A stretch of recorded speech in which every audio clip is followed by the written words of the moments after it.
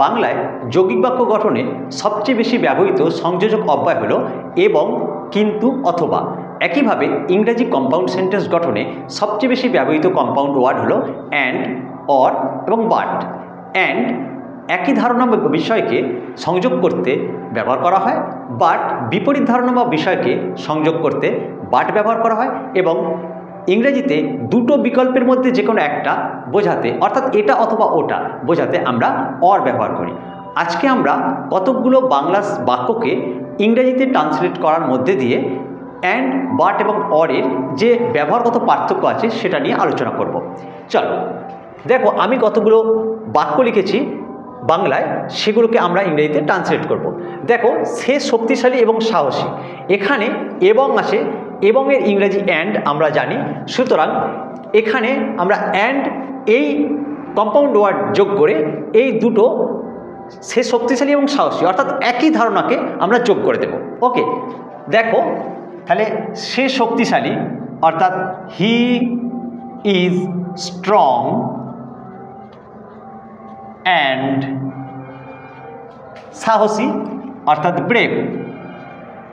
তাহলে সে হয় শক্তিশালী এবং সাহসী, দুটো ধারণাকে আমরা অ্যান্ড দিয়ে যোগ করলাম। পরবর্তী সেন্টেন্স দেখো, সে দুর্বল কিন্তু সাহসী, এখানে দেখো দুটো বিপরীত ধারণা, এখানে তো কিন্তু বলাই আছে অর্থাৎ বাট বসবে, আবার দেখো দুটো বিপরীত ধারণা, আমি একটু আগে বলছিলাম বাট যোগ করে দুটো বিপরীত ধারণাকে যোগ করা হয়, তাহলে সে দুর্বল কিন্তু সাহসী, আমরা লিখব সে হয় দুর্বল অর্থাৎ হি ইজ উইক, কিন্তু বাট ব্রেভ সাহসী। এক্ষেত্রে আমরা দেখতে পাচ্ছি প্রথমে দেখলাম স্ট্রং অ্যান্ড ব্রেভ অর্থাৎ দুটো একই ধারণাকে যোগ করা হয়েছে, তাই অ্যান্ড ব্যবহার করা হয়েছে।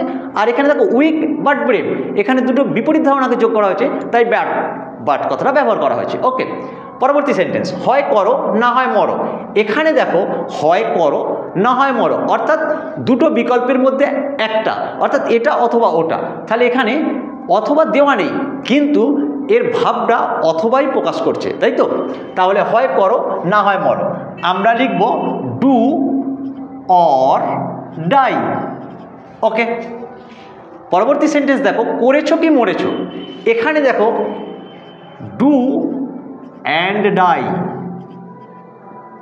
দেখো এই দুটো সেন্টেন্সকে খুব ভালো করে লক্ষ্য করো, দেখো এখানে আমরা ডু আর ডাই করলাম, আর এই তারপরে সেন্টেন্সটা লিখলাম ডু অ্যান্ড ডাই, জাস্ট দুটো, এখানে আমরা যে কম্পাউন্ড ওয়ার্ড বসিয়েছি সেটা অর, আর এখানে কম্পাউন্ড ওয়ার্ড অ্যান্ড।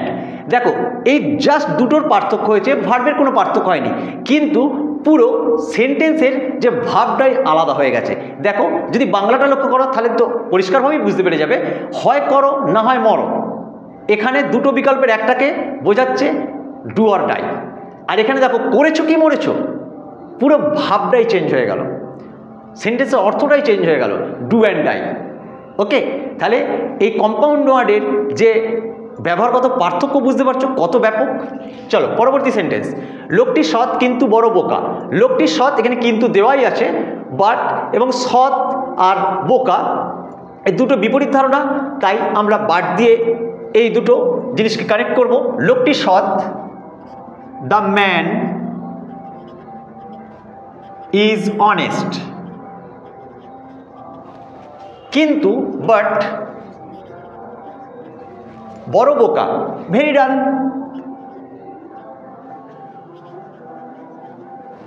ওকে, তারপরে সেন্টেন্স দেখো, এখনই বেরিয়ে পড়ো না হলে ট্রেন পাবে না, এখানে দেখো না দেওয়া আছে এবং, না দেওয়া আছে কিন্তু, না দেওয়া আছে অথবা বা এরকম। তাহলে আমাদের বুঝতে হবে যে কোন কানেক্টিং ওয়ার্ডটা দিয়ে এদেরকে যোগ করব। এখনই বেরিয়ে পড়ো না হলে ট্রেন পাবে না, অর্থাৎ বেরিয়ে পড়ো অথবা ট্রেন মিস করবে, তাই তো? মানে এখানে অ্যাকচুয়ালি অথবা ইউজ করতে হবে, অথবার কথাই বলা হচ্ছে, অর্থাৎ দুটো বিকল্পের মধ্যে একটাকে চুজ করতে বলা হচ্ছে। ওকে, তাহলে এখনই বেরিয়ে পড়ো, start at once, start at once, না হলে ট্রেন পাবে না, অর্থাৎ or you will miss the train. বোঝা গেল, এখানে অথবা সরাসরি দেওয়া নেই বাংলায়, কিন্তু অথবারই ভাব প্রকাশ করছে, তাই আমরা এখানে অর দিয়ে সেন্টেন্সের দুটো বিপরীত ধারণাকে অর্থাৎ বিকল্পকে কানেক্ট করলাম। ওকে।